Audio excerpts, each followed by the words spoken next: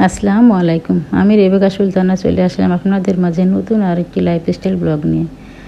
এখন বাজে বেলা ৩টা থেকে ভিডিও শুরু করলাম। সকাল থেকে তো শনিবারের দিনের ভিডিও এটা।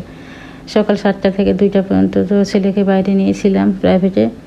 তারপরে বাসায় এসে খাওয়া দাওয়া করে এই যে ছাদে চলে আসলাম। ছাদে গম, মসুরি, বুট সব রোদে দিয়ে দিয়েছি, সারা বছরের জন্য সংরক্ষণ করবো সেজন্য। এদিকে আপনাদের ভাই আর মেলে দিয়েছে। এদিকে আমি অনেকদিন ছাদে আসা হয়নি রোদের জন্য, আজকে এসেছি। দেখি কি অবস্থা। দেখেন আমগুলো এমনভাবে ধরে আছে যে ডাল ভেঙে পড়ছে, আর একটু বড় হলেই ছাদে ঠেকে যাবে আম। একটা আম তো পচে গেছে, হাত দেওয়া মাত্র ছুটে গেল।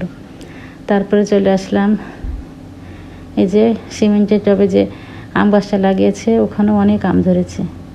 পাশে একটা বেদানা গাছে বেদানাটা নষ্ট হয়ে গেছে, আম আর বেদানাটা ছেড়ে এলাম, ফেলে দেবো সেজন্য। রোদ্রের ভেতরে আমি ছাদে এগুলো করছি। ছাদে গমগুলো দেওয়া আছে, আমি দেখি। এই তো 1 সপ্তাহ ছাদে আসেনি রোদ্রে, সেজন্য দেখেন পুঁয়ের গাছটা কত বড় হয়ে গেছে, আমি খেয়ালই করিনি। অনেক বড় ডাল হয়ে গেছে। আর আমড়াগুলো তো ডাল ভেঙে পড়ছে।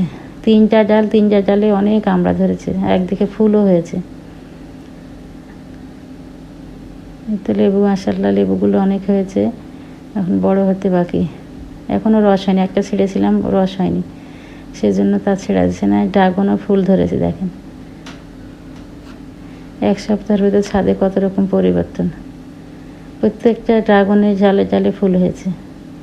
আর নয়নতারা ফুলের কথা তো বলাই যাবে না, পানি না দিলেও এত ফুল, এত আল্লাহ বাড়তি দিয়েছে। প্রত্যেকটা গাছে ফুলে ভরা। তারপরে তো 4:30টার সময় থেকে গমগুলো নিয়ে চলে এসেছি। গম, মসুরি, সরিষা, বুট সব নিয়ে চলে এসেছি। এবার ঠান্ডা করতে দিয়েছি, ফ্যান ছেড়ে দিয়ে সব জায়গা মতো তুলে রাখবো সেজন্য। তারপর বিকালে আমি আন্ধাসা বানিয়ে নিয়েছি। আন্ধাসাগুলো সুন্দর হয়েছে, কিন্তু নিচের দিকে ধরে যাচ্ছে কড়াই। চলে আসলাম তারপরের দিন রাত 10টা-11টা বাজে গেছে গম বুট তুলতে। তারপরে আর কিছু করিনি, সকালে চলে আসলাম। রুটি বানানো হয়ে গেছে অফ ক্যামেরা। এবার আমি প্রতিদিন আলু পটলের ভাজি একদমই ভালো লাগছে না রুটি দিয়ে খেতে গরমে, সেজন্য আজকে মনে করলাম যে ডাল দিয়ে আর আলু দিয়ে হোটেলের মতো করে একটু ঝোল ঝোল করে রান্না করি। একদম হালকা মশলা দিয়েছি, সব মশলাই অল্প অল্প করে দিয়ে দিয়েছি। আলু কেটে নিয়েছি, ডাল দিয়ে দিলাম, পেঁয়াজ, কাঁচামরিচ, লবণ, হলুদ, মরিচের গুঁড়া অল্প, ধনিয়ার গুঁড়া, জিরার গুঁড়া সব দিয়ে হাতে মেখে চাপিয়ে দেবো। অল্প অল্প সব মশলা দিয়ে একটু পাতলা ঝোলের মতো করবো রুটি দিয়ে খাওয়ার জন্য। শুকনো ভাজি একদমই গলা দিয়ে নামছে না, সেজন্য আজকে ঝোল ঝোল করে রান্না করলাম। এই তো ডালটা তো মাখা হয়ে গেছে, ডাল আলু এবার চাপিয়ে দেবো।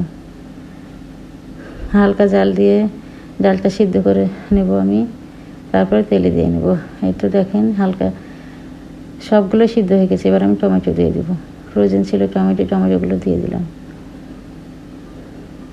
আমার ভিডিওটা যদি এতটুকু ভালো লেগে থাকে তাহলে প্লিজ লাইক, কমেন্ট, সাবস্ক্রাইব করে দেবেন। আর যদি ফেসবুক পেজ থেকে দেখে থাকেন শেয়ার করে দিয়ে আমার সঙ্গেই থেকে যেতে পারেন। এই তো ডালের তরকারিটা হয়ে গেছে, আমি নামিয়ে নিয়েছি। এবার তেলে দিয়ে দিচ্ছি। পেঁয়াজ আর রসুন তো দিয়ে দিয়েছি, তেলে লাল হয়ে গেছে। এবার 5 ফোড়ন দিয়ে দিলাম, তারপরে তরকারিটা তেলে দিয়ে নেব। এই তো তরকারিটা রান্না শেষ। 9:30 বাজে। এখন আপনাদের ভাইয়া বলছে খেতে দাও, খেতে দিয়ে দেবো। রুটি দিয়ে আলু ডালের তরকারি। আসসালামু আলাইকুম।